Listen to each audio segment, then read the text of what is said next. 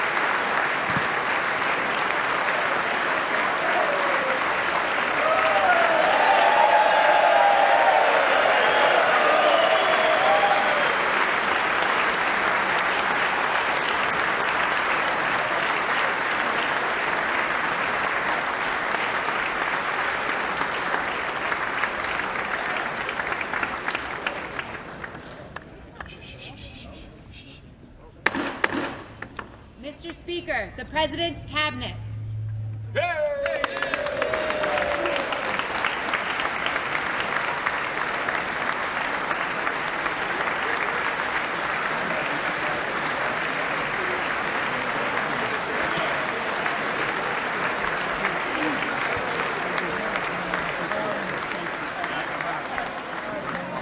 That's true. I should have done better. I should have done way better.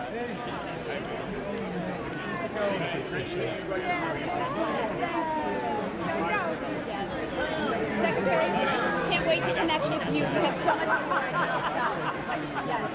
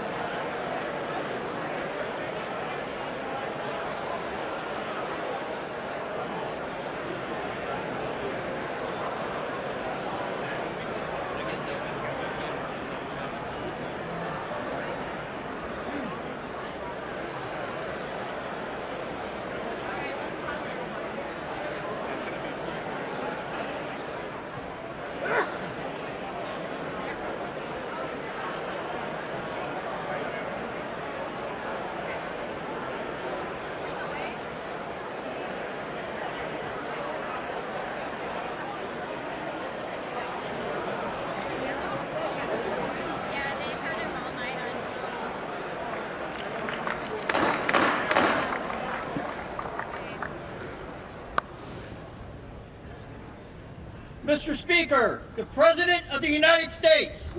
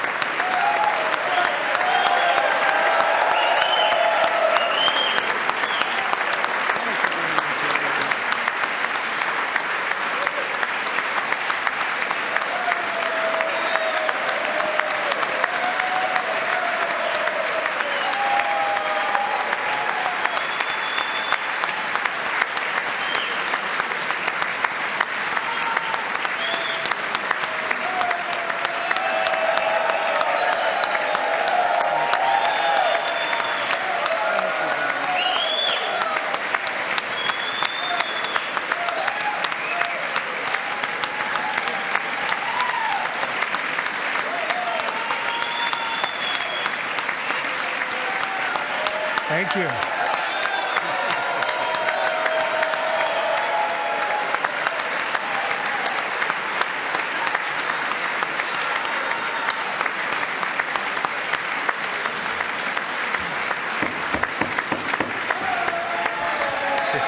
Thank you very much. Thank you very much. It's a great honor. Thank you very much. Speaker Johnson, Vice President Vance, the First Lady of the United States,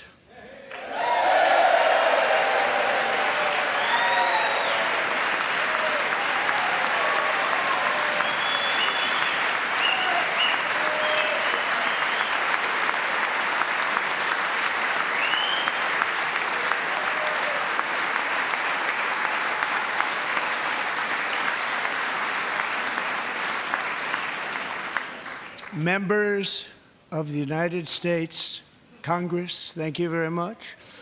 And to my fellow citizens, America is back.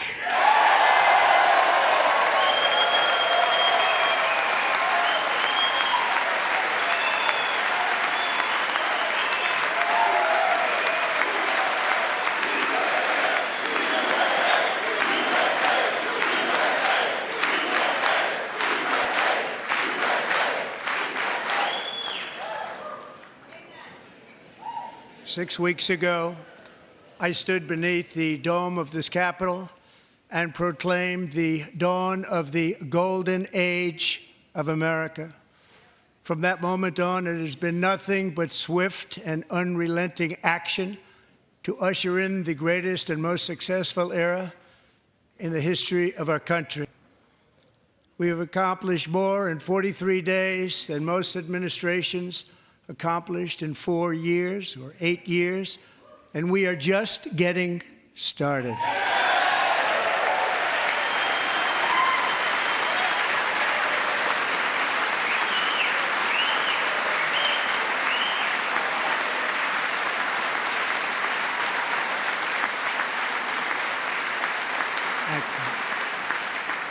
I return to this chamber tonight to report that America's momentum is back, our spirit is back, our pride is back, our confidence is back, and the American dream is surging bigger and better than ever before.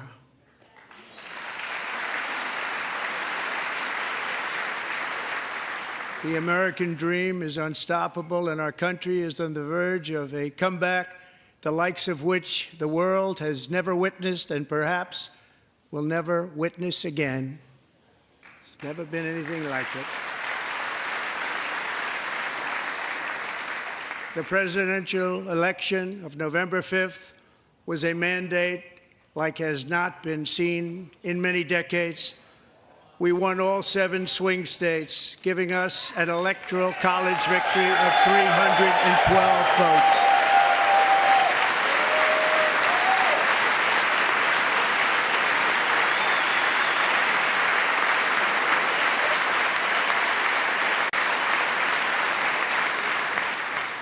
We won the popular vote by big numbers and won counties in our country.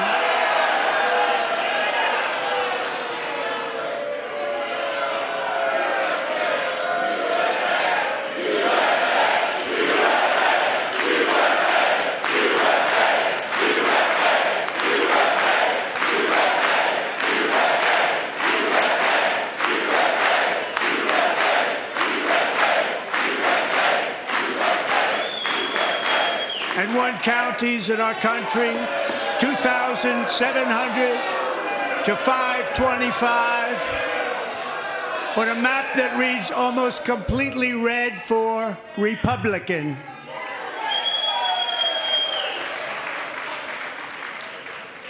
Now, for the first time in modern history, more Americans believe that our country is headed in the right direction than the wrong direction. In fact, it's an astonishing record, 27-point swing, the most ever.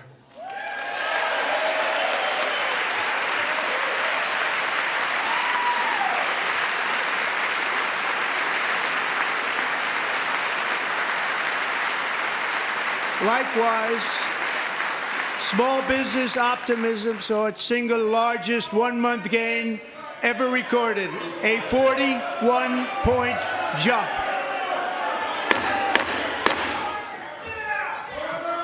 Members are directed to uphold and maintain decorum in the House and to cease any further disruptions. That's your warning.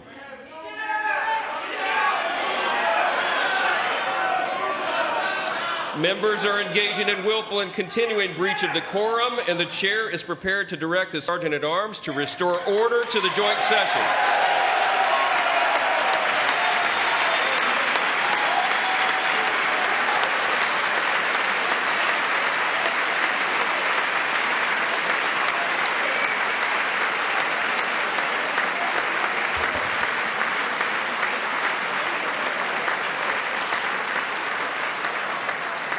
Mr. Green, take your seat.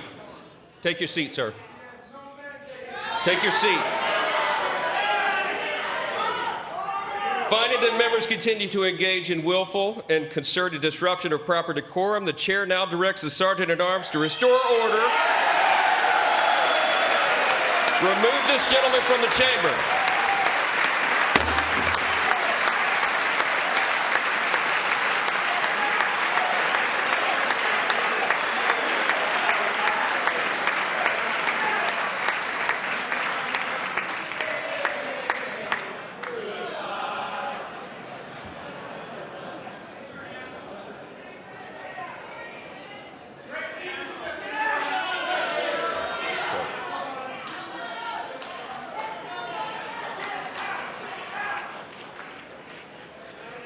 Members are directed to uphold and maintain decorum in the House. Mr. President, you continue. Thank you. Over the past 6 weeks, I have signed nearly 100 executive orders and taken more than 400 executive actions, a record to restore common sense, safety, optimism, and wealth all across our wonderful land. The people elected me to do the job, and I'm doing it.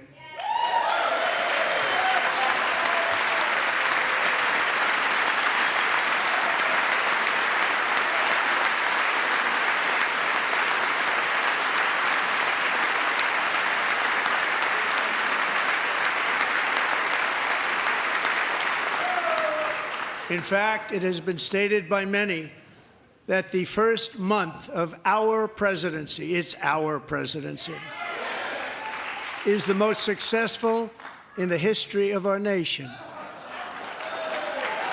By many.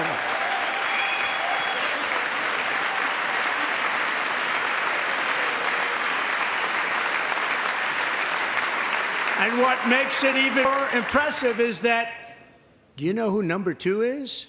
George Washington. How about that? How about that? I don't know about that list, but we'll take it. Within hours of taking the oath of office, I declared a national emergency on our southern border, and I deployed the U.S. military and Border Patrol to repel the invasion of our country. And what a job they've done. As a result, illegal border crossings last month were by far the lowest ever recorded, ever.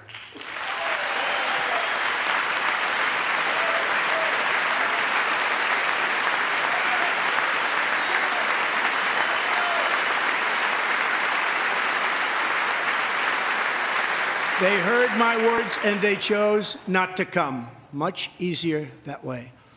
In comparison, under Joe Biden, the worst president in American history, there were hundreds of thousands of illegal crossings a month, and virtually all of them, including murderers, drug dealers, gang members, and people from mental institutions and insane asylums, were released into our country. Who would want to do that?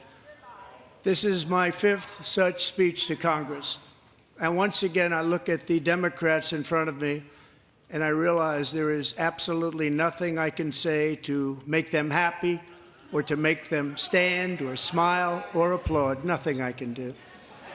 I could find a cure to the most devastating disease, a disease that would wipe out entire nations, or announce the answers to the greatest economy in history, or the stoppage of crime to the lowest levels ever recorded. And these people sitting right here will not clap, will not stand, and certainly will not cheer for these astronomical achievements. They won't do it, no matter what. Five times I've been up here. It's very sad, and it just shouldn't be this way.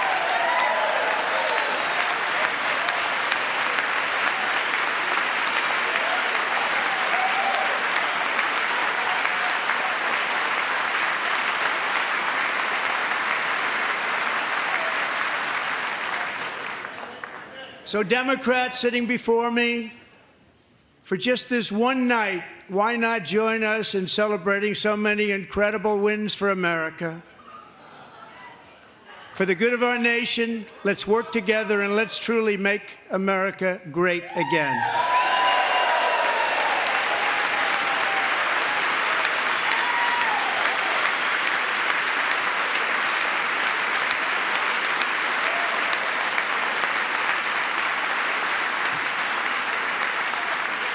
Every day, my administration is fighting to deliver the change America needs to bring a future that America deserves, and we're doing it. This is a time for big dreams and bold action. Upon taking office, I imposed an immediate freeze on all federal hiring, a freeze on all new federal regulations, and a freeze on all foreign aid.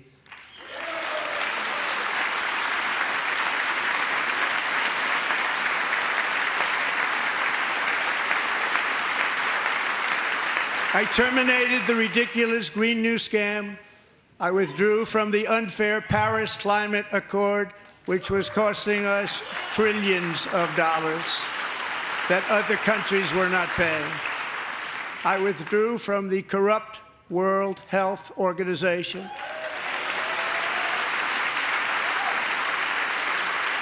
And I also withdrew from the anti-American UN Human Rights Council.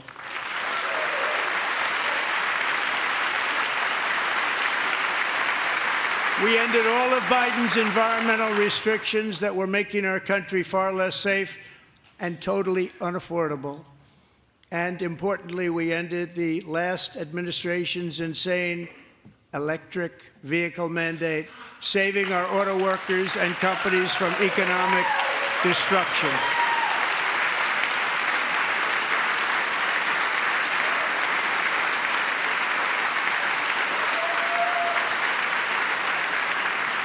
To unshackle our economy, I have directed that for every one new regulation, 10 old regulations must be eliminated, just like I did in my very successful first term.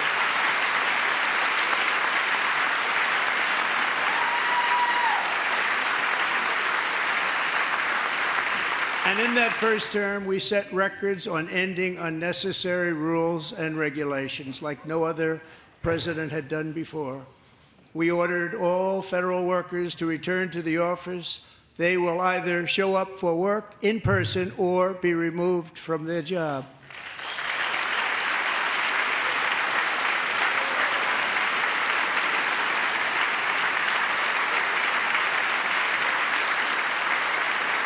And we have ended weaponized government where, as an example, a sitting president is allowed to viciously prosecute his political opponent, like me.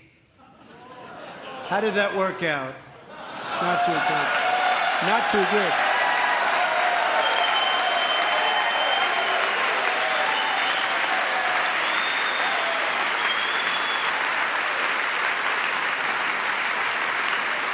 And I have stopped all government censorship and brought back free speech in America. It's back.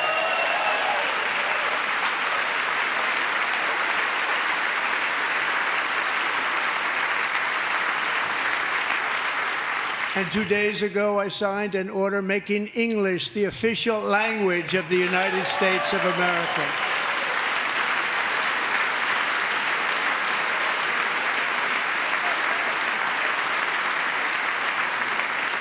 I renamed the Gulf of Mexico the Gulf of America.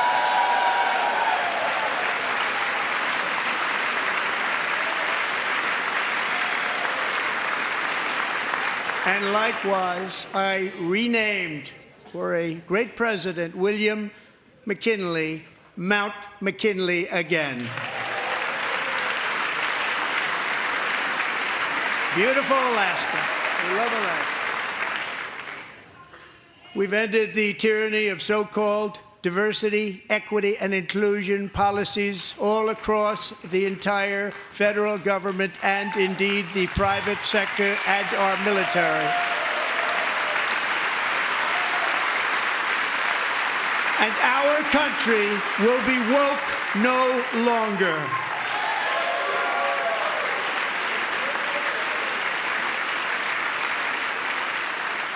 We believe that whether you are a doctor, an accountant, a lawyer, or an air traffic controller, you should be hired and promoted based on skill and competence, not race or gender.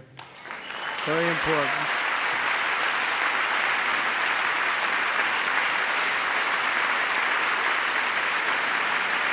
You should be hired based on merit. And the Supreme Court, in a brave and very powerful decision, has allowed us to do so. Thank you. Thank you very much. Thank you. We have removed the poison of critical race theory from our public schools, and I signed an order making it the official policy of the United States government that there are only two genders, male and female.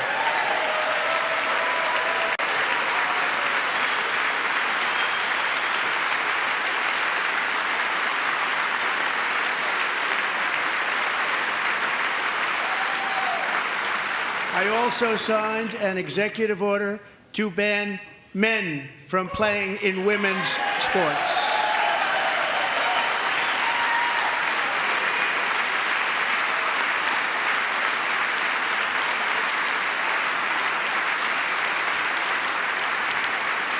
Three years ago, Peyton McNabb was an all-star high school athlete, one of the best, preparing for a future in college sports. But when her girls' volleyball match was invaded by a male, he smashed the ball so hard in Peyton's face, causing traumatic brain injury, partially paralyzing her right side and ending her athletic career. It was a shot like she's never seen before. She's never seen anything like it. Peyton is here tonight in the gallery, and Peyton, from now on, schools will kick the men off the girls' team, or they will lose all federal funding.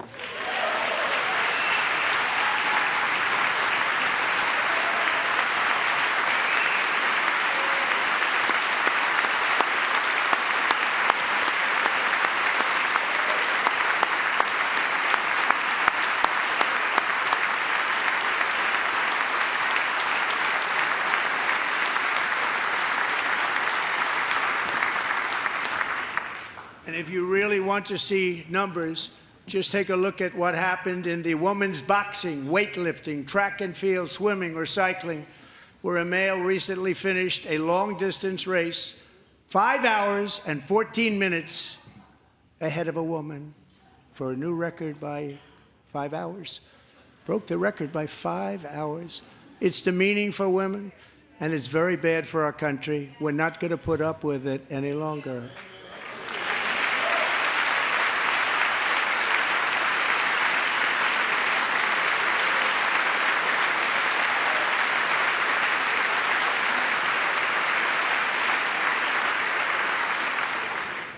What I have just described is only a small fraction of the common sense revolution that is now, because of us, sweeping the entire world. Common sense has become a common theme, and we will never go back. Never. Never going to let that happen. Among my very highest priorities is to rescue our economy and get dramatic and immediate relief to working families. As you know, we inherited from the last administration an economic catastrophe and an inflation nightmare. Their policies drove up energy prices, pushed up grocery costs, and drove the necessities of life out of reach for millions and millions of Americans. They've never had anything like it. We suffered the worst inflation in 48 years, but perhaps even in the history of our country. They're not sure. As president, I'm fighting every day to reverse this damage and make America affordable again.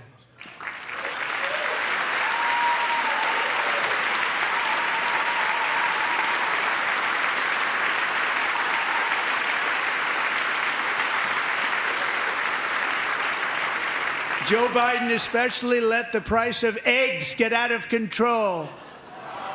The egg price is out of control. And we're working hard to get it back down. Secretary, do a good job on that. You inherited a total mess from the previous administration. Do a good job.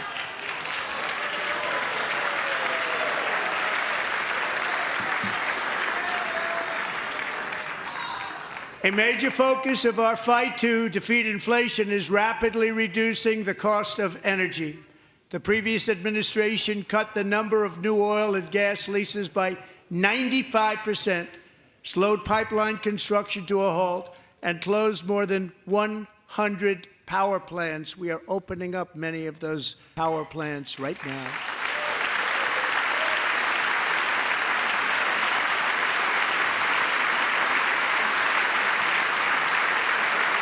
And frankly, we have never seen anything like it. That's why on my first day in office, I declared a national energy emergency. As you've heard me say many times, we have more liquid gold under our feet than any nation on earth, and by far. And now I fully authorize the most talented team ever assembled to go and get it. It's called Drill, Baby, Drill.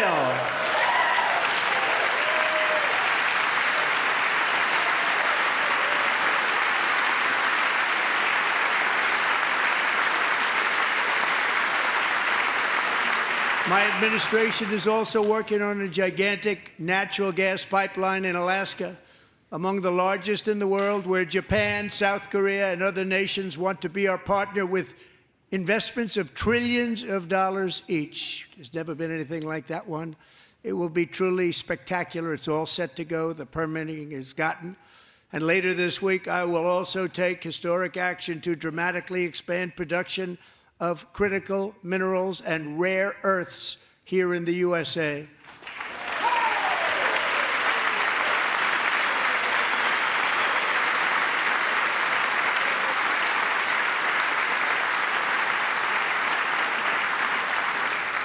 To further combat inflation, we will not only be reducing the cost of energy, but will be ending the flagrant waste of taxpayer dollars.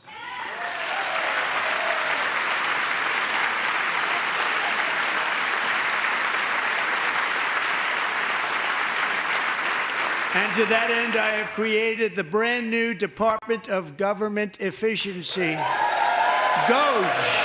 Perhaps you've heard of it. Perhaps.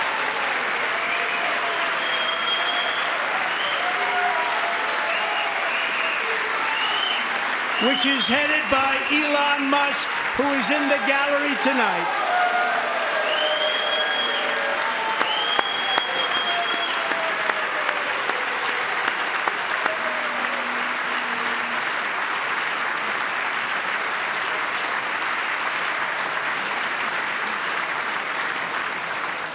Thank you, Elon. He's working very hard. He didn't need this. He didn't need this.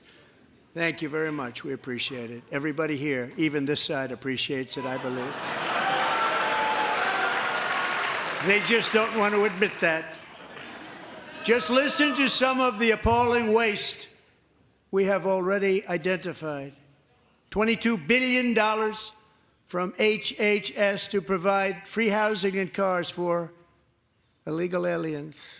$45 million for diversity, equity, and inclusion scholarships in Burma. $40 million to improve the social and economic inclusion of sedentary migrants. Nobody knows what that is. $8 million to promote LGBTQI+ in the African nation of Lesotho, which nobody has ever heard of. $60 million for indigenous peoples and Afro-Colombian empowerment in Central America. $60 million. $8 million for making mice transgender. This is real. $32 million for a left-wing propaganda operation in Moldova. $10 million for male circumcision in Mozambique. $20 million for the Arab Sesame Street in the Middle East. It's a program. $20 million for a program. $1.9 billion to recently created Decarbonization of Homes Committee, headed up, and we know she's involved. Just at the last moment, the money was passed over by a woman named Stacey Abrams. Have you ever heard of her? A $3.5 million consulting contract for lavish fish monitoring. $1.5 million for voter confidence in Liberia. $14 million for social cohesion in Mali. $59 million for illegal alien hotel rooms in New York City. He's a real estate developer. He's done very well. $250,000 to increase vegan local climate action innovation in Zambia. $42 million for social and behavior change in Uganda. $14 million for improving public procurement in Serbia. $47 million for improving learning outcomes in Asia. Asia's doing very well with learning. You know what we're doing. We should use it ourselves. And $101 million for DEI contracts at the Department of Education. The most ever paid, nothing even like it. Under the Trump administration, all of these scams, and they're far worse, but I didn't think it was appropriate to talk about them. They're so bad. Many more have been found out and exposed and swiftly terminated by a group of very intelligent, mostly young people, headed up by Elon, and we appreciate it. We found hundreds of billions of dollars of fraud.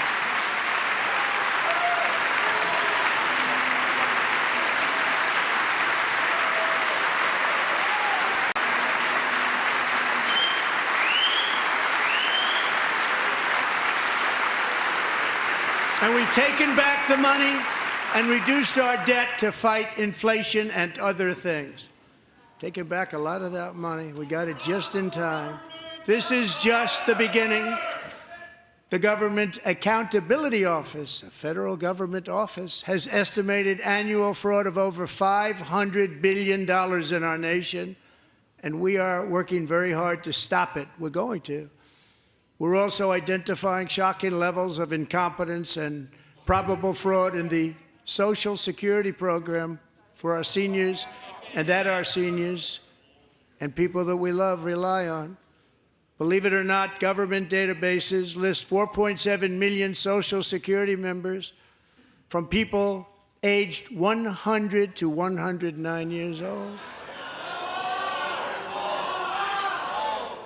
It lists 3.6 million people from ages 110 to 119. I don't know any of them. I know some people that are rather elderly, but not quite that elderly.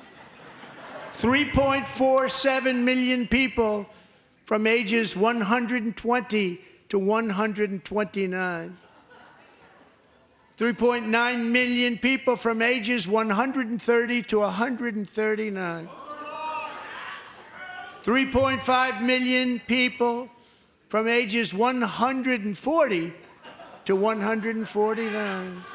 And money is being paid to many of them, and we're searching right now. In fact, Pam, good luck. Good luck. You're going to find it.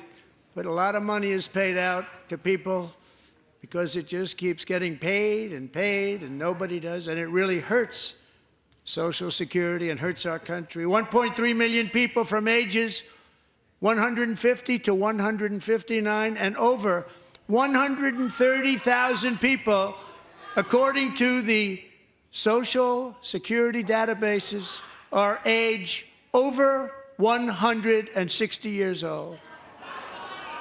We have a healthier country than I thought, Bobby.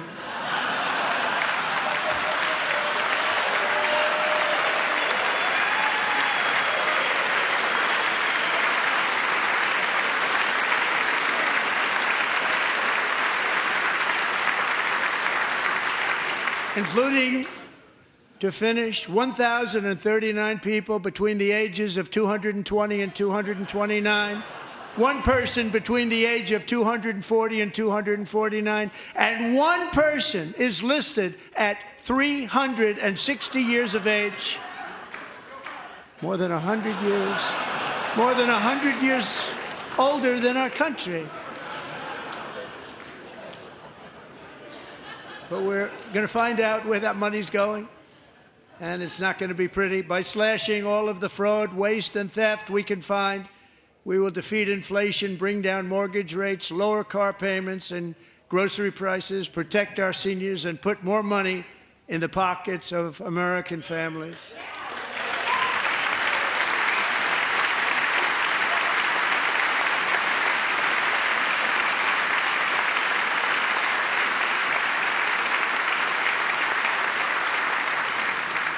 And today, interest rates took a beautiful drop, big, beautiful drop. It's about time.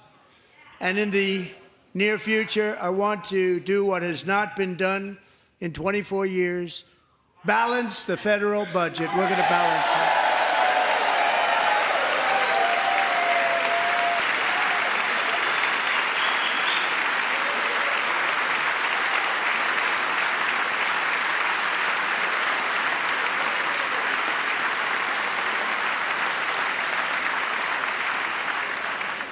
With that goal in mind, we have developed in great detail what we are calling the Gold Card, which goes on sale very, very soon.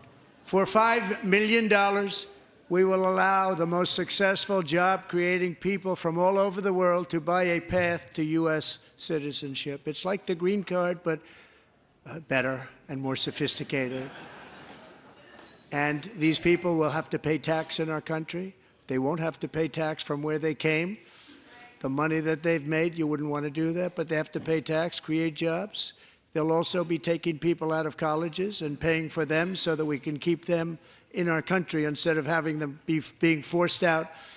Number one, at the top school, as an example, being forced out and not being allowed to stay and create tremendous numbers of jobs and great success for a company out there. So while we take out the criminals, killers, traffickers, and child predators who are allowed to enter our country under the open border policy of these people, the Democrats, the Biden administration, the open border insane policies that you've allowed to destroy our country, we will now bring in brilliant, hardworking, job-creating people. They're going to pay a lot of money, and we're going to reduce our debt with that money.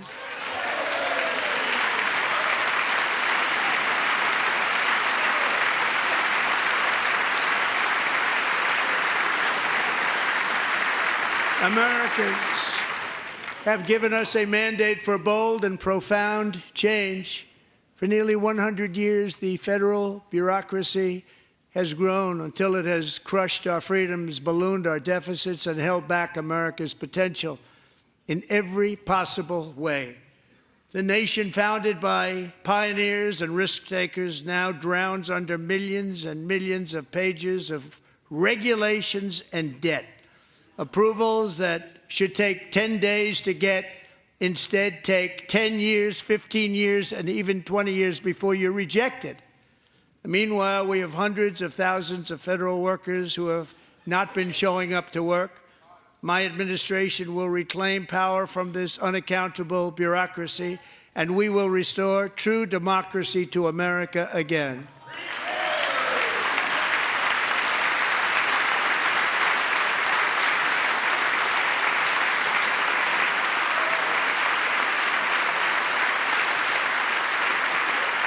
And any federal bureaucrat who resists this change will be removed from office immediately. Because we are draining the swamp. It's very simple. and the days of rule by unelected bureaucrats are over.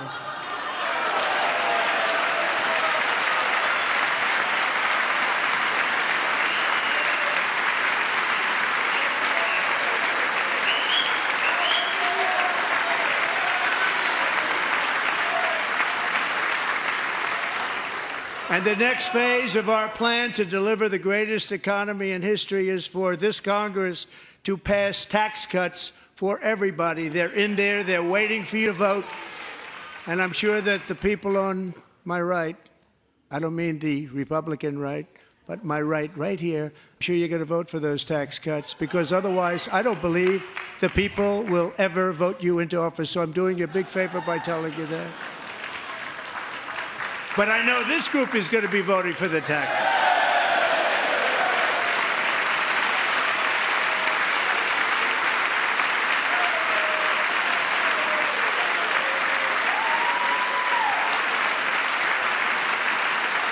Thank you.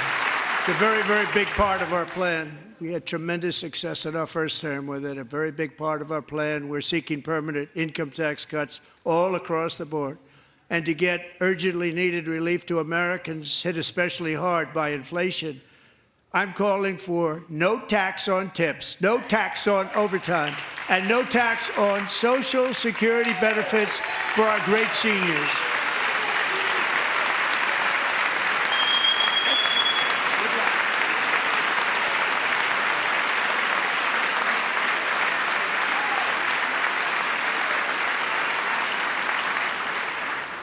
And I also want to make interest payments on car loans tax deductible, but only if the car is made in America.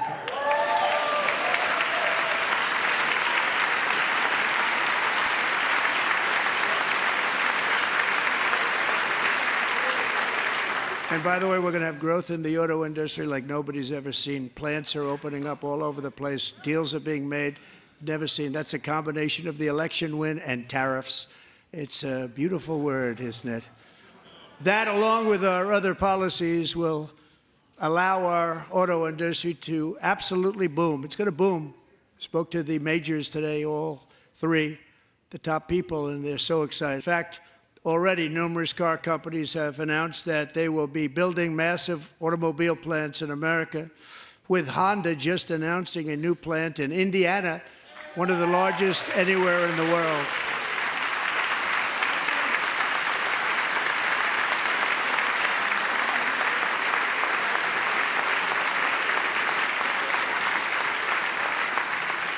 And this has taken place since our great victory on November 5th, a date which will hopefully go down as one of the most important in the history of our country.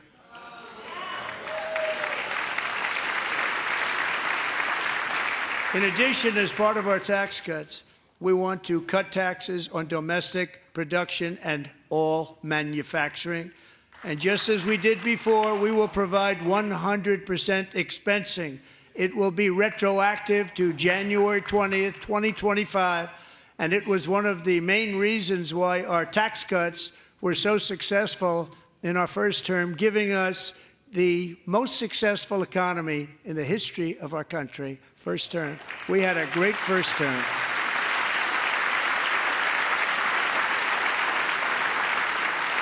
If you don't make your product in America, however, under the Trump administration, you will pay a tariff, and in some cases, a rather large one. Other countries have used tariffs against us for decades, and now it's our turn to start using them against those other countries. On average, the European Union, China, Brazil, India, Mexico, and Canada, have you heard of them? And countless other nations charge us tremendously higher tariffs than we charge them. It's very unfair. India charges us auto tariffs higher than 100%. China's average tariff on our products is twice what we charge them. And South Korea's average tariff is 4 times higher. Think of that, 4 times higher. And we give so much help militarily and in so many other ways to South Korea. But that's what happens. This is happening by friend and foe. This system is not fair to the United States and never was. And so on April 2nd, I wanted to make it April 1st, but I didn't want to be accused of April Fool's Day. That's not, just one day was cost us a lot of money. But we're going to do it in April. I'm a very superstitious person. April 2nd, reciprocal tariffs kick in. And whatever they tariff us, other countries, we will tariff them. That's reciprocal, back and forth. Whatever they tax us, we will tax them. If they do non-monetary tariffs to keep us out of their market, then we will do non-monetary barriers to keep them out of our market. There's a lot of that, too. They don't even allow us in their market. We will take in trillions and trillions of dollars and create jobs like we have never seen before. I did it with China, and I did it with others, and the Biden administration couldn't do anything about it because there was so much money they couldn't do anything about it. We have been ripped off for decades by nearly every country on earth, and we will not let that happen any longer.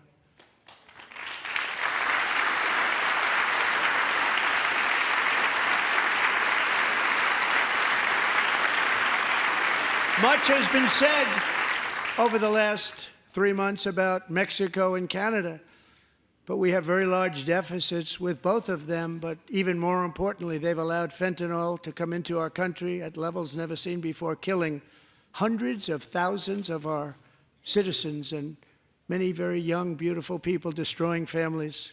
Nobody's ever seen anything like it. They are, in effect, receiving subsidies of hundreds of billions of dollars. We pay subsidies to Canada and to Mexico of hundreds of billions of dollars, and the United States will not be doing that any longer. We're not going to do it any longer.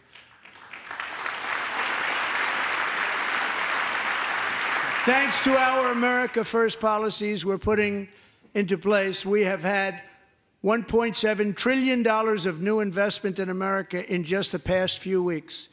The combination of the election and our economic policies that people of SoftBank, one of the most brilliant anywhere in the world, announced a $200 billion investment. OpenAI and Oracle, Larry Ellison, announced $500 billion investment, which they wouldn't have done if Kamala had won.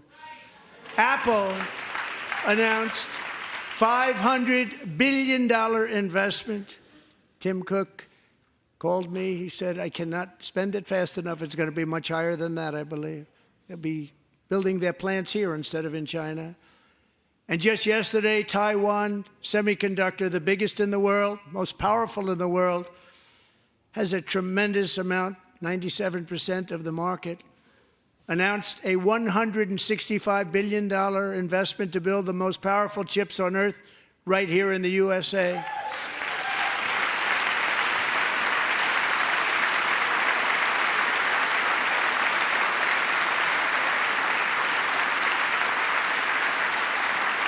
And we're not giving them any money. Your CHIPS Act is a horrible, horrible thing. We give hundreds of billions of dollars, and it doesn't mean a thing. They take our money and they don't spend it. All that meant to them, we're giving them no money. All that was important to them was they didn't want to pay the tariffs, so they came and they're building, and many other companies are coming. We don't have to give them money.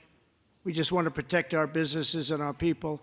And they will come because they won't have to pay tariffs if they build in America. So it's very amazing. You should get rid of the CHIP Act, and whatever's left over, Mr. Speaker, you should use it to reduce debt or any other reason you want to.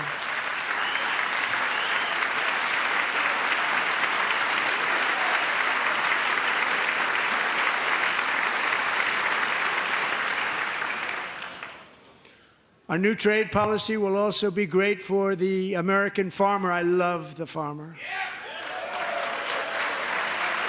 who will now be selling into our home market, the USA, because nobody is going to be able to compete with you. Because those goods that come in from other countries and companies, they're really in a bad position in so many different ways. They're uninspected. They may be very dirty and disgusting, and they come in and they pour in, and they hurt our American farmers. The tariffs will go on agricultural product coming into America, and our farmers, starting on April 2nd, it may be a little bit of an adjustment period. We had that before when I made the deal with China, $50 billion of purchases, and I said, just bear with me, and they did. They did. Probably have to bear with me again, and this will be even better. That was great. The problem with it was that Biden didn't enforce it. He didn't enforce it. $50 billion of purchases, and we were doing great, but Biden did not enforce it, and it hurt our farmers. But our farmers are going to have a field day right now. So to our farmers, have a lot of fun. I love you too. I love you too. It's all going to happen.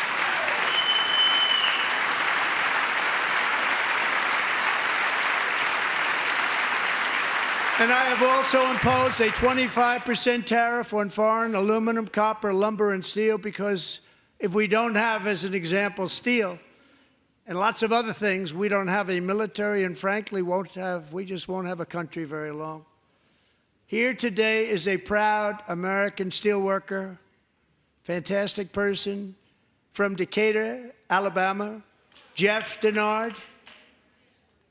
Has been working at the same steel plant for 27 years in a job that has allowed him to serve as the captain of his local volunteer fire department, raise 7 children with his beautiful wife, Nicole, and over the years provide a loving home for more than 40 foster children.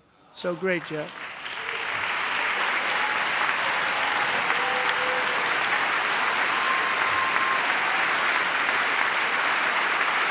Thank you, Jeff. Thank you, Jeff.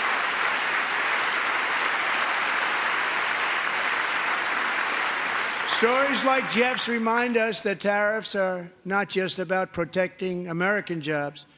They're about protecting the soul of our country.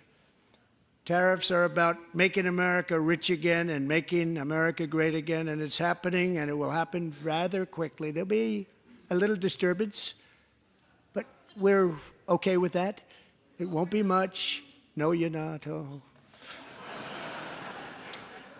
And look where Biden took us, very low, the lowest we've ever been. Jeff, I want to thank you very much. And I also want to recognize another person who has devoted herself to foster care community. She works so hard on it. A very loving person, our magnificent First Lady of the United States.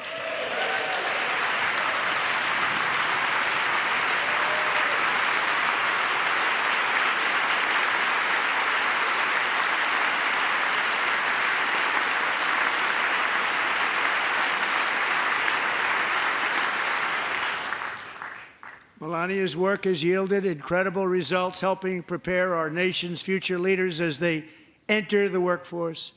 Our First Lady is joined by 2 impressive young women, very impressive. Haley Ferguson, who benefited from the First Lady's Fostering the Future initiative and is poised to complete her education and become a teacher. And Elliston Berry, who became a victim of an illicit deepfake image produced by a peer. With Elliston's help, the Senate just passed the Take It Down Act, and this is so important. Thank you very much, John. John Thune, thank you. Stand up, John. Thank you, John.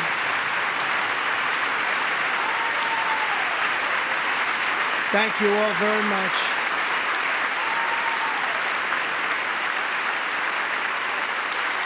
Thank you. And thank you to John Thune and the Senate. Great job. To criminalize the publication of such images online is a terrible, terrible thing. And once it passes the House, I look forward to signing that bill into law. Thank you. And I'm going to use that bill for myself, too, if you don't mind. Because nobody gets treated worse than I do online. Nobody. That's great. Thank you very much to the Senate. Thank you. But if we truly care about protecting Americans' children, no step is more crucial than securing America's borders.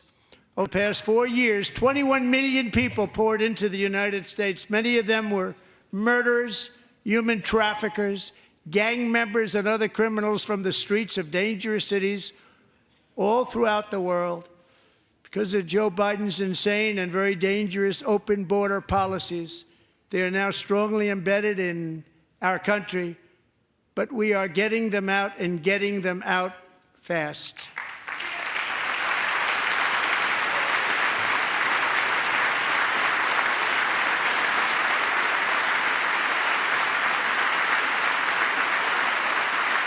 And I want to thank Tom Homan and Christy. I want to thank you and Paul of Border Patrol.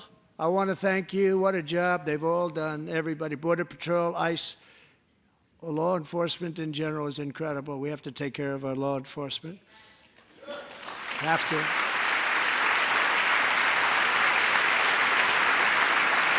Last year,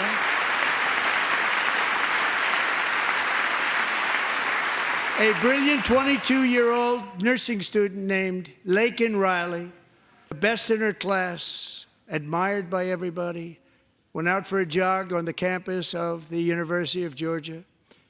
That morning, Laken was viciously attacked, assaulted, beaten, brutalized, and horrifically murdered. Laken was stolen from us by a savage illegal alien gang member who was arrested while trespassing across Biden's open southern border and then set loose into the United States under the heartless policies of that failed administration. It was indeed a failed administration. He had then been arrested and released in a Democrat-run sanctuary city, a disaster, before ending the life of this beautiful young angel. With us this evening are Laken's beloved mother, Allison, and her sister, Lauren.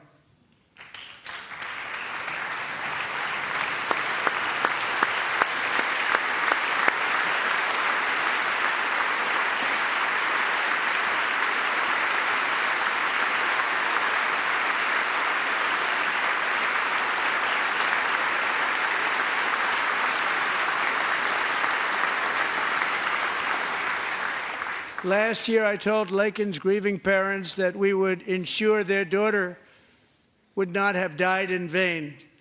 That's why the very first bill I signed into law as your 47th president mandates the detention of all dangerous criminal aliens who threaten public safety. It's a very strong, powerful act.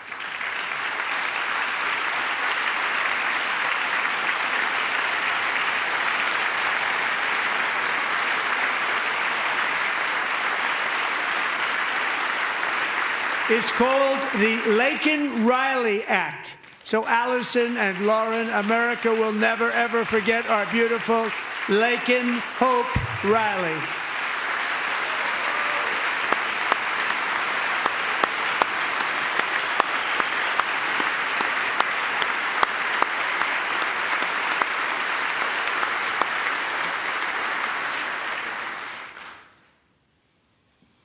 Thank you very much.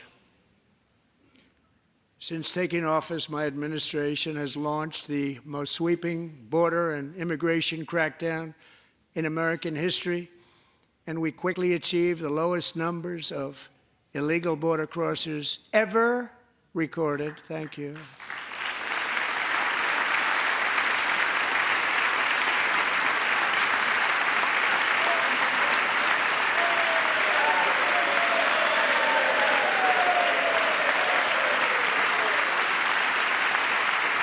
The media and our friends in the Democrat Party kept saying we needed new legislation, we must have legislation to secure the border. But it turned out that all we really needed was a new president.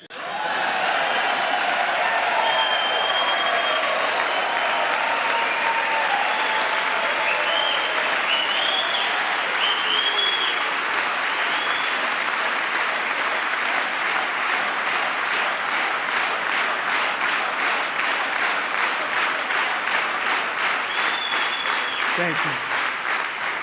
Joe Biden didn't just open our borders, he flew illegal aliens over them to overwhelm our schools, hospitals, and communities throughout the country. Entire towns like Aurora, Colorado, and Springfield, Ohio, buckled under the weight of the migrant occupation and corruption like nobody's ever seen before. Beautiful towns destroyed. Now, just as I promised in my inaugural address, we are achieving the great liberation of America.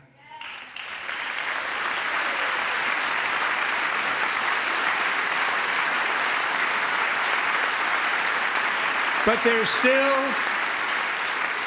is much work to be done. Here tonight is a woman I have gotten to know, Alexis Nungary from Houston. Wonderful woman. Last June, Alexis's 12-year-old daughter, her precious Jocelyn, walked to a nearby convenience store. She was kidnapped, tied up, assaulted for 2 hours under a bridge, and horrifically murdered. Arrested and charged with this heinous crime are 2 illegal alien monsters from Venezuela, released into America by the last administration through their ridiculous open border. The death of this beautiful 12-year-old girl and the agony of her mother and family touched our entire nation greatly. Alexis, I promised that we would always remember your daughter, your magnificent daughter, and earlier tonight, I signed an order keeping my word to you. One thing I have learned about Jocelyn is that she loved animals so much. She loved nature. Across Galveston Bay, from where Jocelyn lived in Houston, you will find a magnificent national wildlife refuge, a pristine, peaceful, 34,000-acre sanctuary for all of God's creatures on the edge of the Gulf of America. Alexis, moments ago, I formally renamed that refuge in loving memory of your beautiful daughter, Jocelyn. So, Mr. Vice President, if you would, may I have the order?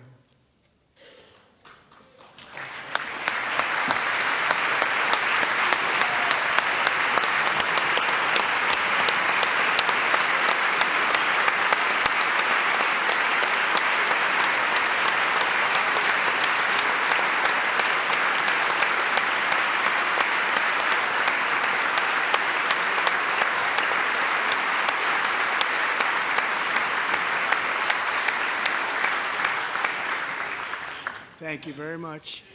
All 3 savages charged with Jocelyn and Lakin's murders were members of the Venezuelan prison gang, the toughest gang, they say, in the world, known as Tren de Aragua. 2 weeks ago, I officially designated this gang, along with MS-13 and the bloodthirsty Mexican drug cartels, as foreign terrorist organizations.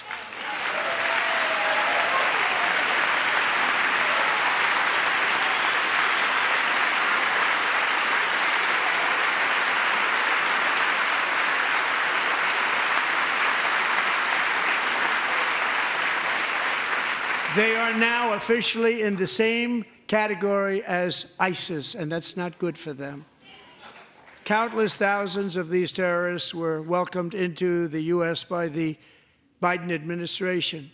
But now every last one will be rounded up and forcibly removed from our country, or, if they're too dangerous, put in jails, standing trial in this country, because we don't want them to come back ever. With us this evening is a warrior on the front lines of that battle, Border Patrol Agent Roberto Ortiz. Great guy.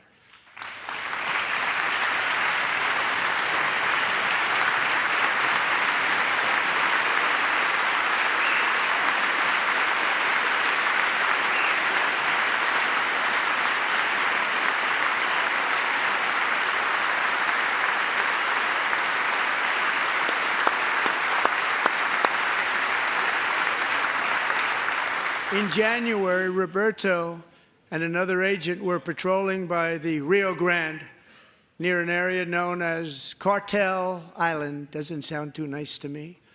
When heavily armed gunmen started shooting at them, Roberto saw that his partner was totally exposed, at great danger, and he leapt into action, returning fire and providing crucial seconds for his fellow agent to seek safety, just barely.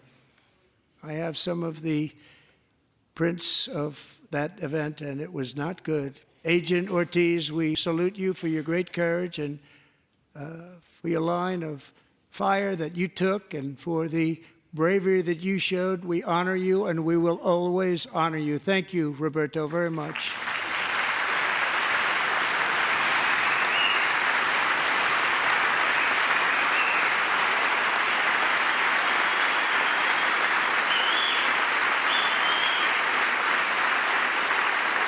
Thank you, Roberto. And I actually got to know him on my many calls to the border. He's a great gentleman. The territory to the immediate south of our border is now dominated entirely by criminal cartels that murder, rape, torture, and exercise total control. They have total control over a whole nation, posing a grave threat to our national security. The cartels are waging America, and it's time for America to wage war on the cartels, which we are doing.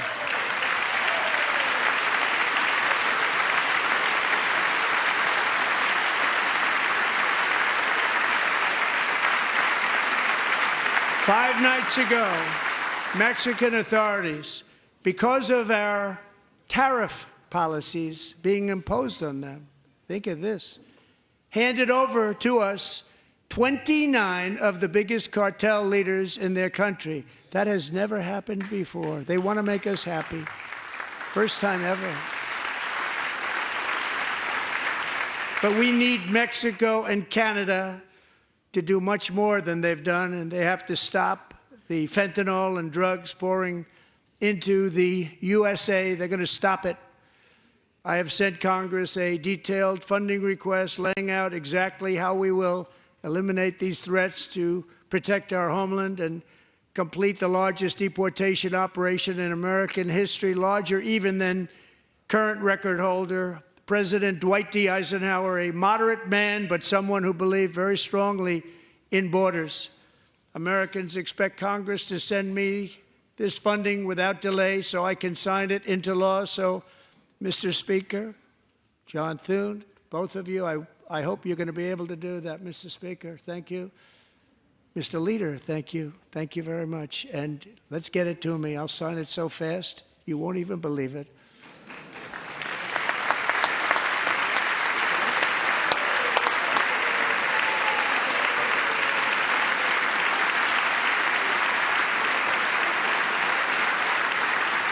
And as we reclaim our sovereignty, we must also bring back law and order to our cities and towns.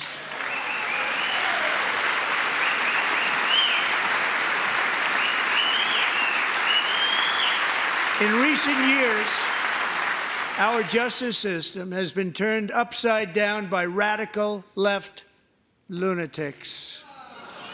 Many jurisdictions virtually ceased enforcing the law against dangerous repeat offenders while weaponizing law enforcement against political opponents like me.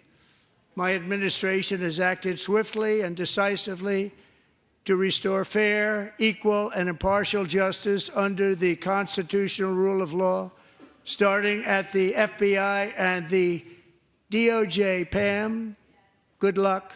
Cash, wherever you may be, good luck. Good luck. Pam Bondi. Good luck. So important. Going to do a great job. Cash, thank you. Thank you, Cash.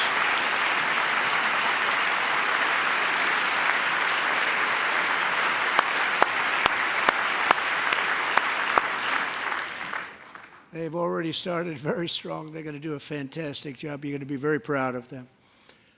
We're also once again giving our police officers the support, protection, and respect they so dearly deserve. They have to get it. They have such a hard, dangerous job, but we're going to make it less dangerous. The problem is the bad guys don't respect the law, but they're starting to respect it, and they soon will respect it.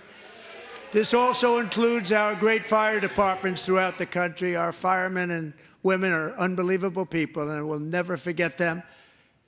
And besides that, they voted for me in record numbers, so I have no choice.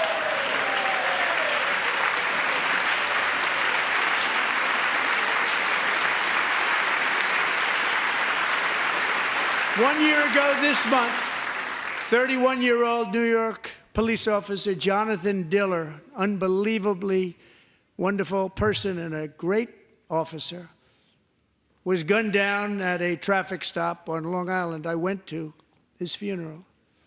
The vicious criminal charged with his murder had 21 prior arrests, and they were rough arrests, too. He was a real bad one. The thug in the seat next to him had 14 prior arrests and went by the name of Killer. He was Killer. He killed other people, they say, a lot of them. I attended Officer Diller's service, and when I met his wife and one-year-old son, Ryan, it was very inspirational, actually. His widow's name is Stephanie, and she is here tonight. Stephanie, thank you very much, Stephanie. Thank you very much.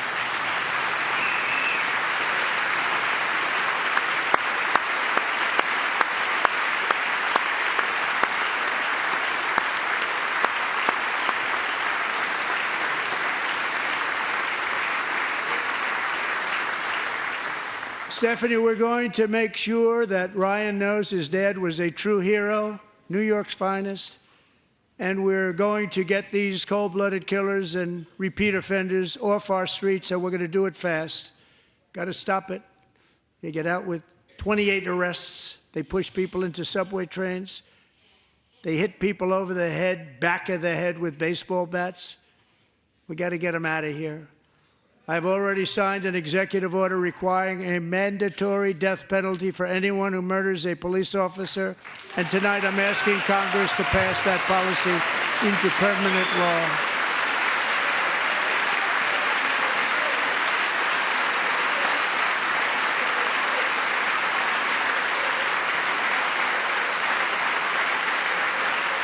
I'm also asking for a new crime bill getting tough on repeat offenders while enhancing protections for America's police officers so they can do their jobs without fear of their lives being totally destroyed.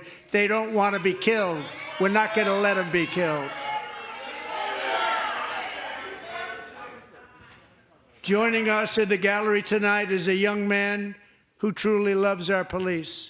His name is DJ Daniel. He is 13 years old, and he has always dreamed of becoming a police officer.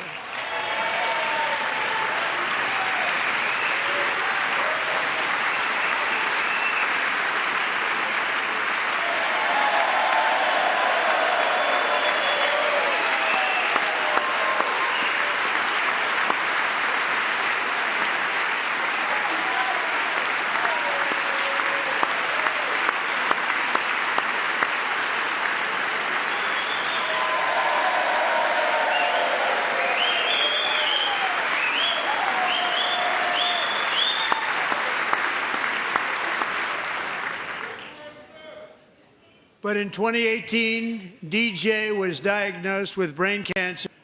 The doctors gave him 5 months at most to live. That was more than 6 years ago.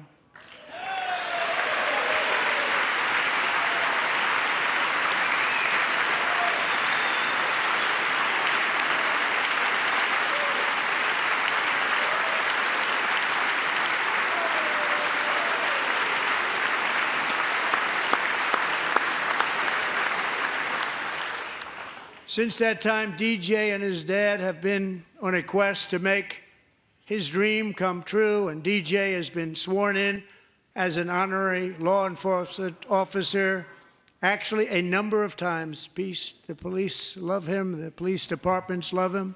And tonight, DJ, we're going to do you the biggest honor of them all. I am asking our new Secret Service Director, Sean Curran, to officially make you an agent of the United States Secret Service.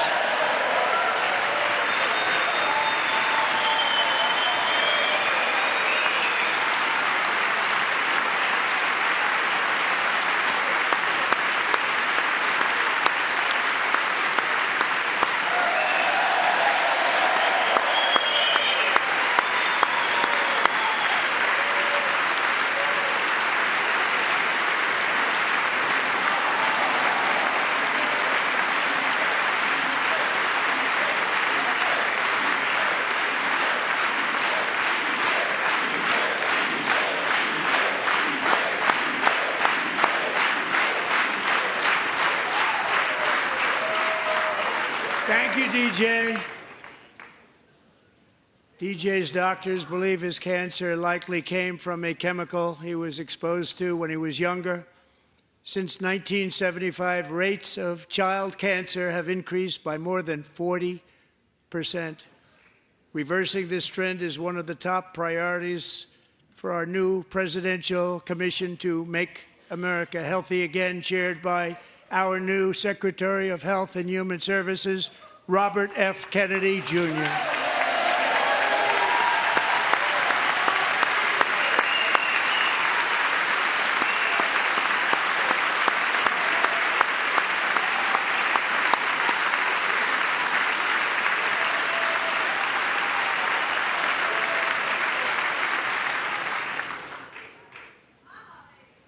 With the name Kennedy, you would have thought everybody over here would have been cheering. How quickly they forget. Our goal is to get toxins out of our environment, poisons out of our food supply, and keep our children healthy and strong. As an example, not long ago, and you can't even believe these numbers, 1 in 10,000 children had autism, 1 in 10,000. And now it's 1 in 36. There's something wrong, 1 in 36. Think of that. So we're going to find out what it is, and there's nobody better than Bobby and all of the people that are working with you. You have the best to figure out what is going on.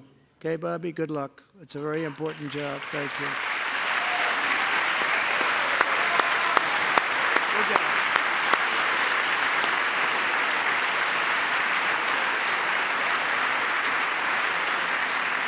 Thank you. My administration is also working to protect our children from toxic ideologies in our schools. A few years ago, January Littlejohn and her husband discovered that their daughter's school had secretly socially transitioned their 13-year-old little girl. Teachers and administrators conspired to deceive January and her husband while encouraging her daughter to use a new name and pronouns. They, them pronoun, actually, all without telling January, who is here tonight and is now a courageous advocate against this form of child abuse. January, thank you. Thank you. Thank you very much.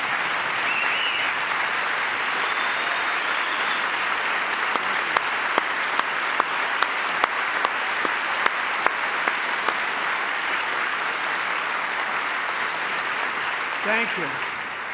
Stories like this are why, shortly after taking office, I signed an executive order banning public schools from indoctrinating our children with transgender ideology.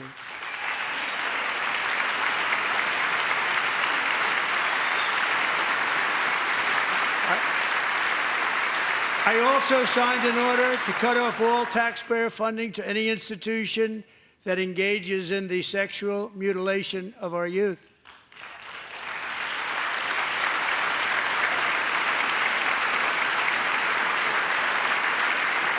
And now I want Congress to pass a bill permanently banning and criminalizing sex changes on children and forever ending the lie that any child is trapped in the wrong body. This is a big lie.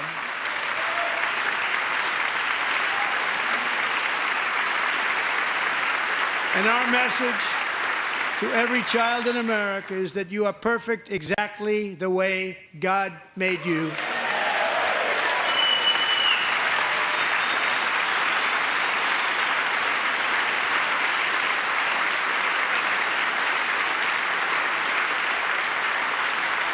Because we're getting wokeness out of our schools and out of our military, and it's already out, and it's out of our society. We don't want it.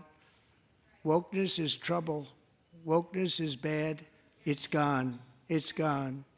And we feel so much better for it, don't we? Don't we feel better? Our service members won't be activists and ideologues. They will be fighters and warriors. They will fight for our country. And Pete, congratulations. Secretary of Defense, congratulations.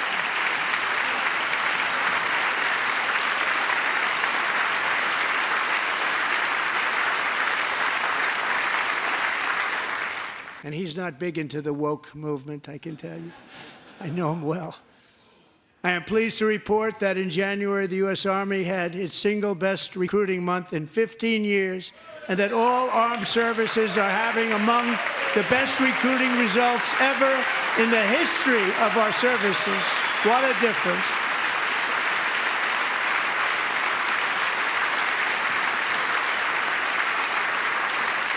And you know, it was just a few months ago where the results were exactly the opposite. We couldn't recruit anywhere. We couldn't recruit. Now we're having the best results just about that we've ever had. What a tremendous turnaround. It's really a beautiful thing to see. People love our country again. It's very simple. They love our country, and they love being in our military again. So it's a great thing, and thank you very much. Great job. Thank you.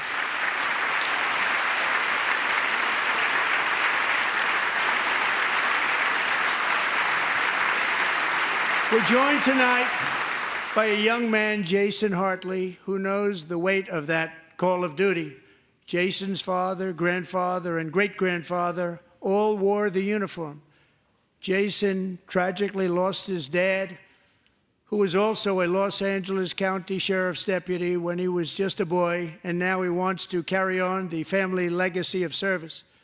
Jason is a senior in high school, a six-letter varsity athlete, a really good athlete, they say, a brilliant student with a 4.46, that's good, GPA. And his greatest dream is to attend the U.S. Military Academy at West Point.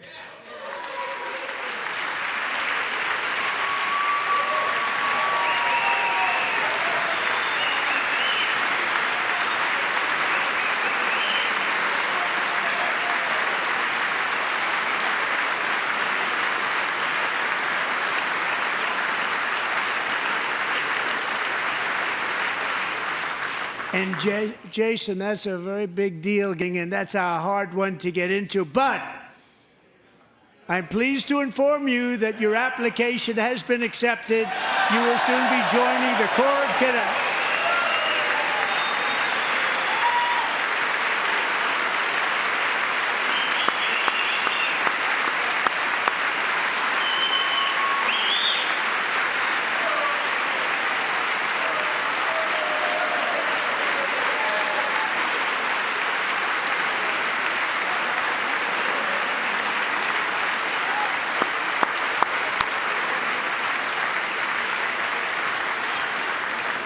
Thank you. Jason, you're going to be on the long gray line, Jason. As Commander-in-Chief, my focus is on building the most powerful military of the future. As a first step, I'm asking Congress to fund a state-of-the-art Golden Dome missile defense shield to protect our homeland, all made in the USA.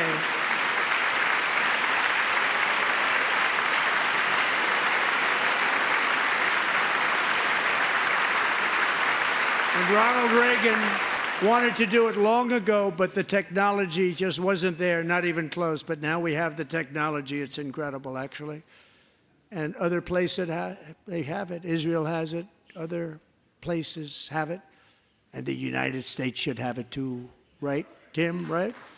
They should have it too. So I want to thank you. But it's a very, very important. This is a very dangerous world. We should have it. We want to be protected, and we're going to protect our citizens like never before. To boost our defense industrial base, we are also going to resurrect the American shipbuilding industry, including commercial shipbuilding and military shipbuilding.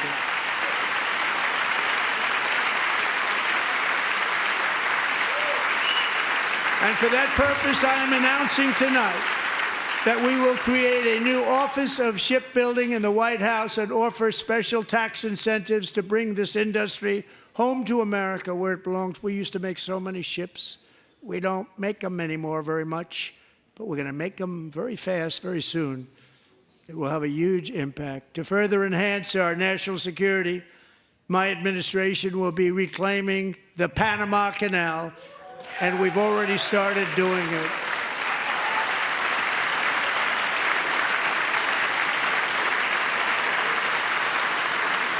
Just today, a large American company announced they are buying both ports around the Panama Canal and lots of other things having to do with the Panama Canal and a couple of other canals.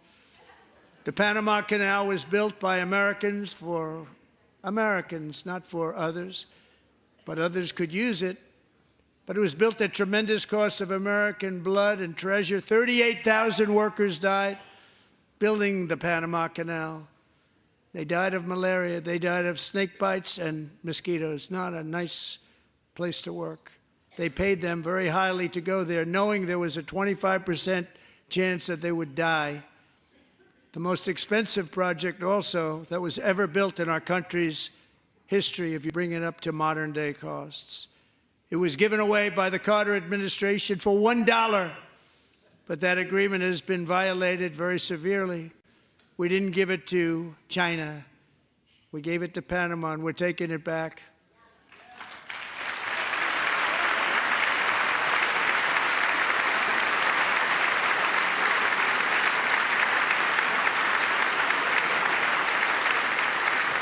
And we have Marco Rubio in charge. Good luck, Marco. Now, we know who to blame if anything goes wrong. Marco's been amazing, and he's going to do a great job. Think of it. He got 100 votes. You know, he was approved with actually 99, but the 100th was this gentleman, and I feel very certain. So let's assume he got 100 votes. And I'm either very, very happy about that or I'm very concerned about it. But he's already proven. I mean, he's a great gentleman. He's respected by everybody, and we appreciate you voting for Marco. He's going to do a fantastic job. Thank you. Thank you. He's doing a great job.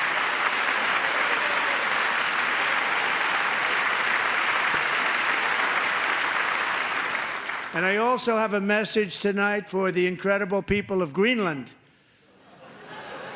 We strongly support your right to determine your own future. And if you choose, we welcome you into the United States of America. We need Greenland for national security and even international security, and we're working with everybody involved to try and get it. But we need it really for international world security, and I think we're going to get it. One way or the other, we're going to get it. We will keep you safe. We will make you rich, and together we will take Greenland to heights like you have never thought possible before. It's a very small population, but very, very large piece of land and very, very important for military security. America is once again standing strong against the forces of radical Islamic terrorism.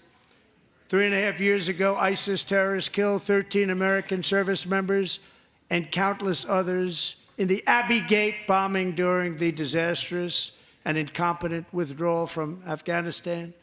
Not that they were withdrawing, it was the way they withdrew. Perhaps the most embarrassing moment in the history of our country. Tonight, I am pleased to announce that we have just apprehended the top terrorist responsible for that atrocity, and he is right now on his way here to face the swift sword of American justice.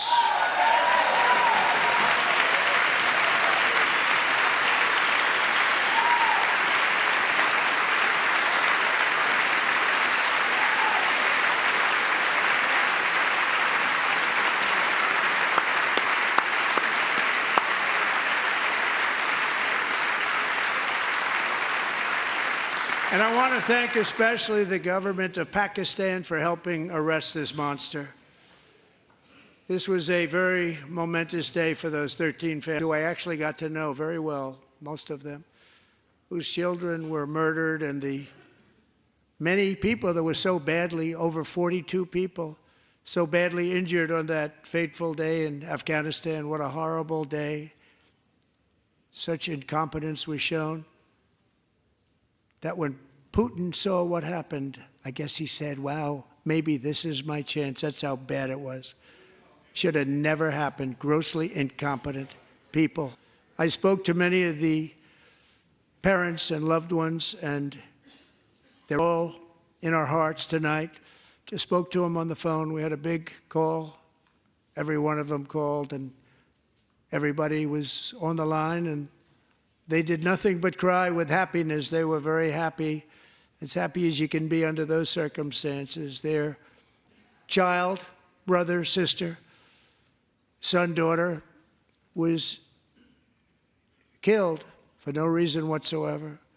In the Middle East, we're bringing back our hostages from Gaza. In my first term, we achieved one of the most groundbreaking peace agreements in generations, the Abraham Accords.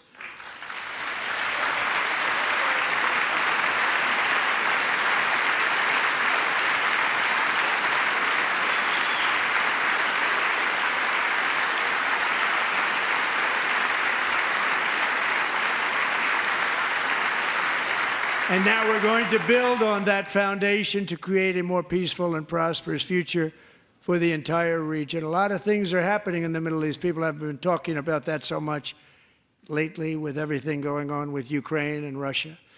But a lot of things are happening in the Middle East. It's a rough neighborhood, actually. I'm also working tirelessly to end the savage conflict in Ukraine. Millions of Ukrainians and Russians have been needlessly killed or wounded in this horrific and brutal conflict with no end in sight. The United States has sent hundreds of billions of dollars to support Ukraine's defense with no security, with no anything.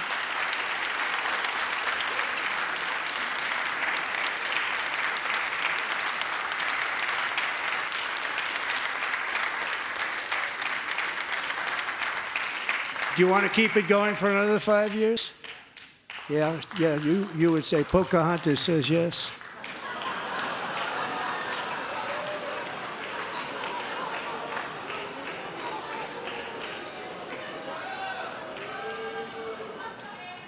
$2,000 people are being killed every single week.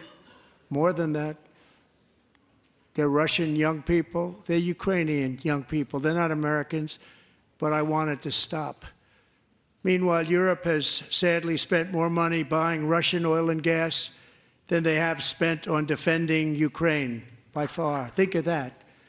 They've spent more buying Russian oil and gas than they have defending. And we've spent perhaps $350 billion, like taking candy from a baby. That's what happened. And they've spent $100 billion. What a difference that is. And we have an ocean separating us, and they don't. But we're getting along very well with them, and lots of good things are happening. Biden has authorized more money in this fight than Europe has spent by billions and billions of dollars. It's hard to believe that they wouldn't have stopped it and said, at some point, come on, let's equalize. You got to be equal to us. But that didn't happen. Earlier today, I received an important letter from President Zelensky of Ukraine. The letter reads, Ukraine is ready to come to the negotiating table as soon as possible to bring lasting peace closer. Nobody wants peace more than the Ukrainians, he said. My team and I stand ready to work under President Trump's strong leadership to get a peace that lasts. We do really value how much America has done to help Ukraine maintain its sovereignty and independence. Regarding the agreement on minerals and security, Ukraine is ready to sign it at any time that is convenient for you. I appreciate that he sent this letter, just got it a little while ago. Simultaneously, we've had serious discussions with Russia and have received strong signals that they are ready for peace. Wouldn't that be beautiful? Wouldn't that be beautiful?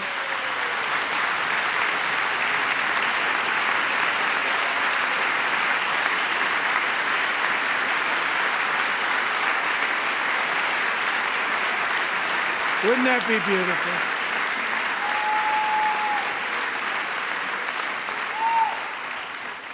It's time to stop this madness. It's time to halt the killing. It's time to end this senseless war. If you want to end wars, you have to talk to both sides. Nearly 4 years ago, amid rising tensions, a history teacher named Mark Fogel was detained in Russia and sentenced to 14 years in a penal colony. Rough stuff. The previous administration barely lifted a finger to help him. They knew he was innocent, but they had no idea where to begin.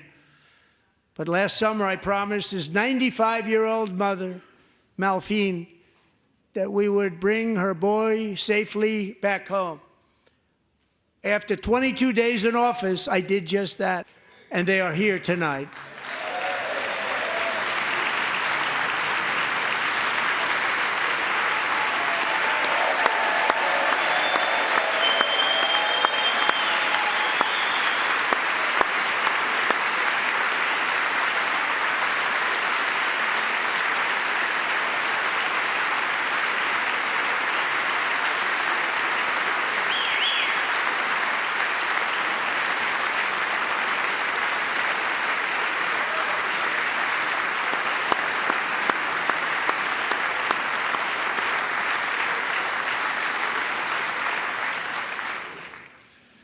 To Mark and his great mom, we are delighted to have you safe and sound and with us. As fate would have it, Mark Fogel was born in a small rural town in Butler, Pennsylvania. Have you heard of it? Where his mother has lived for the past 78 years. I just happened to go there last July 13th for a rally. That was not pleasant. And that is where I met his beautiful mom right before I walked onto that stage. And I told her I would not forget what she said about her son. And I never did I? Never forgot.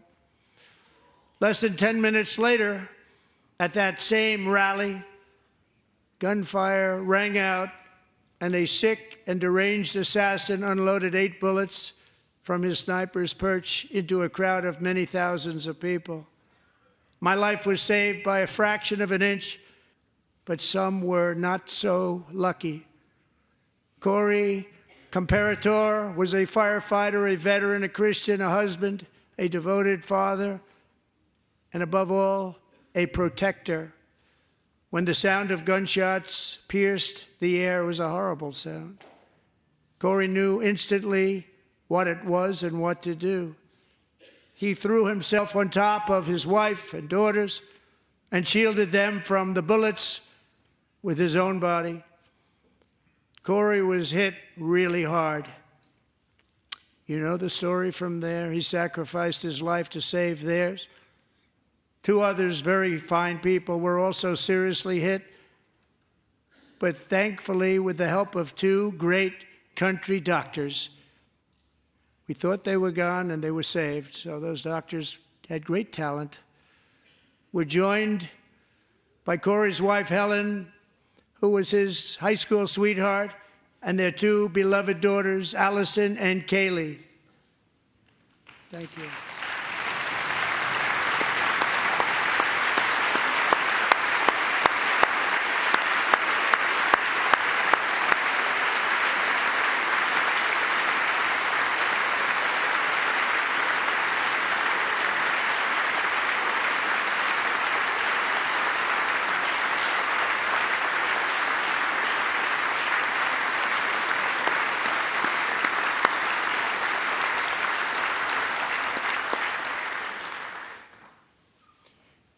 To Helen, Allison, and Kaylee, Corey is looking down on his 3 beautiful ladies right now, and he is cheering you on. He loves you. He is cheering you on. Corey was taken from us much too soon, but his destiny was to leave us all with a shining example of the selfless devotion of a true American patriot. It was love like Corey's that built our country, and it's love like Corey's that is going to make our country more majestic than ever before. I believe that my life was saved that day in Butler for a very good reason. I was saved by God to make America great again. I believe that. Thank you. Thank you.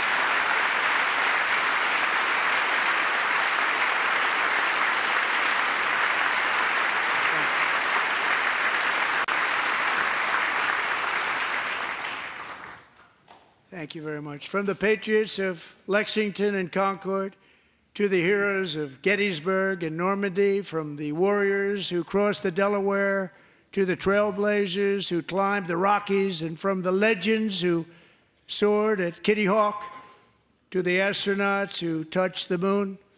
Americans have always been the people who defied all odds, transcended all dangers, made the most extraordinary sacrifices, and did whatever it took to defend our children, our country, and our freedom.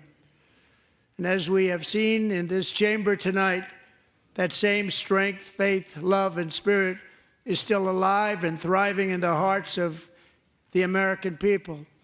Despite the best efforts of those who would try to censor us, silence us, break us, destroy us, Americans are today a proud, free, sovereign, and independent nation that will always be free, and we will fight for it till death. We will never let anything happen to our beloved country, because we are a country of doers, dreamers, fighters, and survivors. Our ancestors crossed a vast ocean, strode into the unknown wilderness, and carved their fortunes from the rock and soil of a perilous and very dangerous frontier. They chased our destiny across a boundless continent. They built the railroads, laid the highways, and graced the world with American marvels like the Empire State Building, the mighty Hoover Dam, and the towering Golden Gate Bridge. They lit the world with electricity, broke free of the force of gravity, fired up the engines of American industry, vanquished the communists, fascists, and Marxists all over the world, and gave us countless modern wonders sculptured out of iron, glass, and steel. We stand on the shoulders of these pioneers who won and built the modern age, these workers who poured their sweat into the skylines of our cities, these warriors who shed their blood on fields of battle and gave everything they had for our rights and for our freedom. Now it is our time to take up the righteous cause of American liberty. And it is our turn to take America's destiny into our own hands and begin the most thrilling days in the history of our country. This will be our greatest era.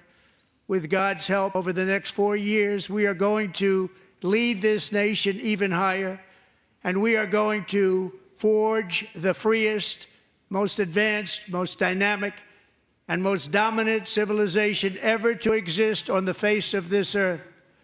We are going to create the highest quality of life, build the safest and wealthiest and healthiest and most vital communities anywhere in the world. We are going to conquer the vast frontiers of science, and we are going to lead humanity into space and plant the American flag on the planet Mars and even far beyond.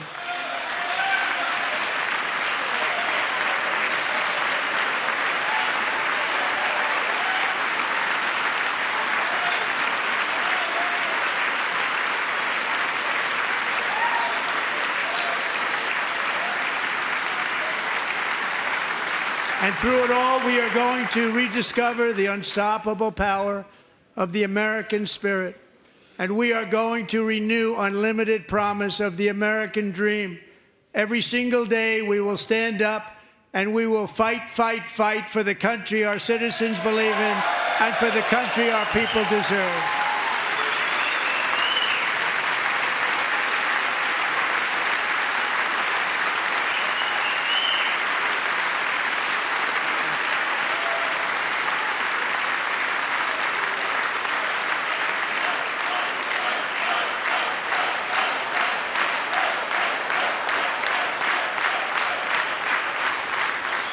My fellow Americans, get ready for an incredible future, because the golden age of America has only just begun. It will be like nothing that has ever been seen before. Thank you, God bless you, and God bless America.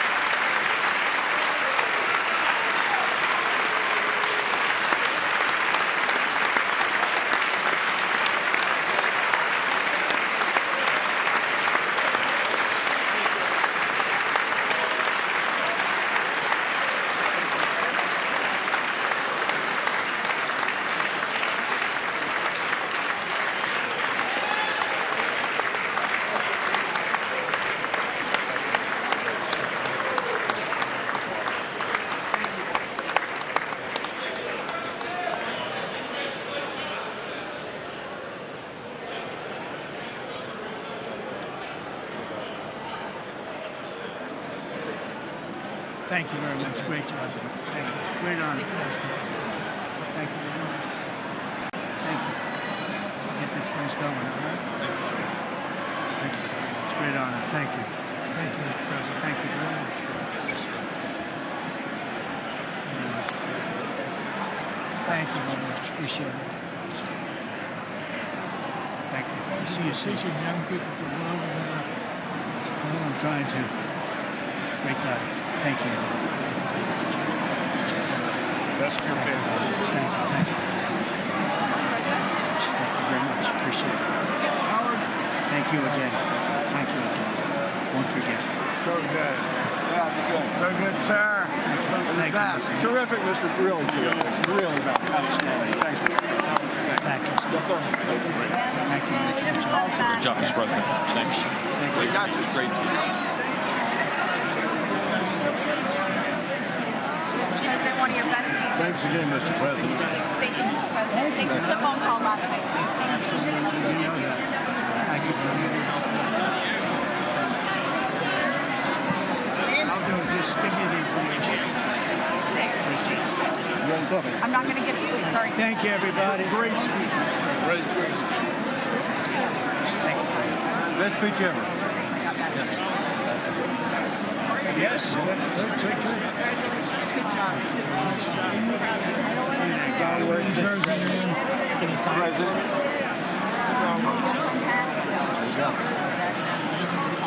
President Roger Williams, thanks for the call. I love Roger Williams. Thank you. You don't have to introduce yourself. Thank you, sir. Mr. President. I know you better than you do, Roger. Thank you so much. My great baseball player. America Good is- job. Great job you're doing. America is back. Thank you so much, Welcome you Mr. back to President. Pennsylvania anytime, sir. They stood for. Thank you all. They stood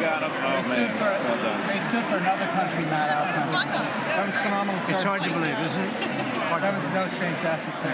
That was amazing. Thank you very much. Thank you. Quick selfie. Mr. President. Good job, Mr. President. Great job. Thank you so much. Great speech, sir. Great speech. Yes, sir. President back to Pennsylvania. Oh, they're just like I was standing on that. West Virginia. Oh, good. How you doing? All right? Did you get a chance to shake his hand earlier? Do you want me to get a picture of you shaking his hand or anything? You're good. Thank you very much.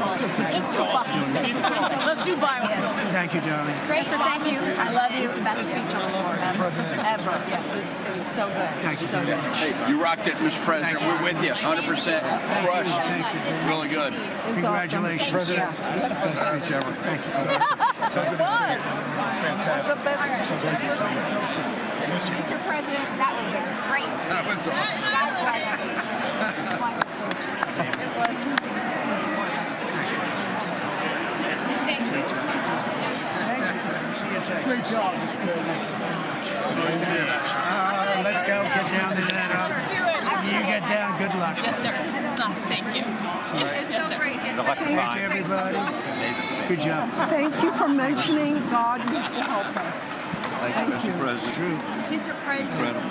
Thank you. Thank you. Great speech. Great speech. That was phenomenal. Thanks for taking my call. Good luck. Yeah. Epic. My man. Thank you for standing You strong. really triggered those people. Tremendous, Mr. President. Thank Somebody you. did. Thank you so much. Thanks for the beneficial ownership and this week. That was Oh, a good yeah. time. Thanks for mentioning farmers. Well, we love our farmers. Thank you, man. Thank you, Mr. President. You earned this night. Thank you very much. Appreciate it. Worked hard. Thank you, man. Proud of you. Thank you, Mr. President. Thank you so much. Nice to be great again, brother. Thank you. You endorsed me. I'm here for you. I did indeed. You better believe it. Very well I did a done, good sir. endorsement. President, home run. Thank you very much. job. You killed it. Thank you, Mr. President. Thank you, everybody. You did great. Thank you. Good job. Thank you. Great to see you. Slam dunk. You're doing good. Thank you, sir. You did amazing, per usual. Thank you. I'll see you. Thank you. Yes, sir. Thank you. Hey, cheese. Thank you. Love you, Mr. President. Yes. Thank you, everybody. Look at this beautiful New congressman from Eastern Washington. We've never met. Oh, Michael that's Baumgartner. good. I was one of Mike Leach's best friends. Oh, He that's thinks good. very Oh, highly Mike of you. was- oh, he was terrific. Tremendous. He was a great guy. Great What a speech. Great speech. Thank you. Thank you very much. Respect, you did a great job. Yeah, thank you very much. Home run, Mr. Yeah, President. right. Home run. Home run. Home run. That was a good one. President, Good to see you, sir. Appreciate it. Good job. Thank you very much. Looking good. Look at him. I need to talk to you about some buildings, some public buildings. You let me know. I will. Thank you, sir. Mr. President. Gus, thanks.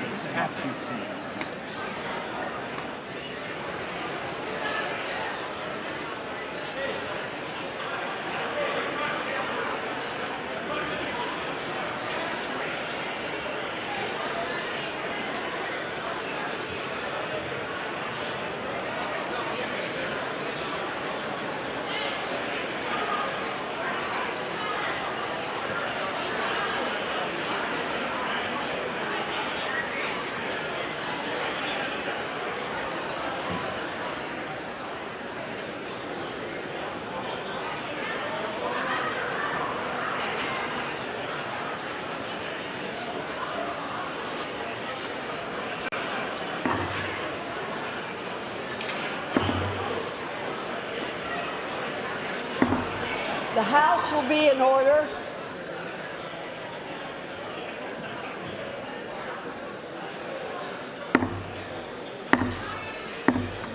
The House will be in order. For what purpose does the gentleman from Louisiana seek recognition? Madam Speaker, I move that the message of the President be referred to the Committee of the Whole House on the State of the Union and ordered printed. Without objection.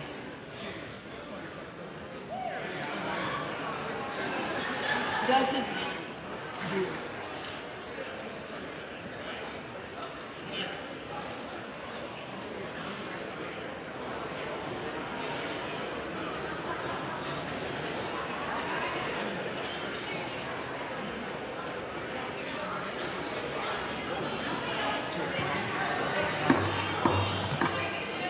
does the gentleman from Louisiana have a motion? Madam Speaker, I move that the House now stand adjourned. The question is on the motion to adjourn. Those in favor say aye. Those opposed, no. The ayes have it. The motion is agreed to. Accordingly, the House stands adjourned until 10 a.m. tomorrow for morning hour debate.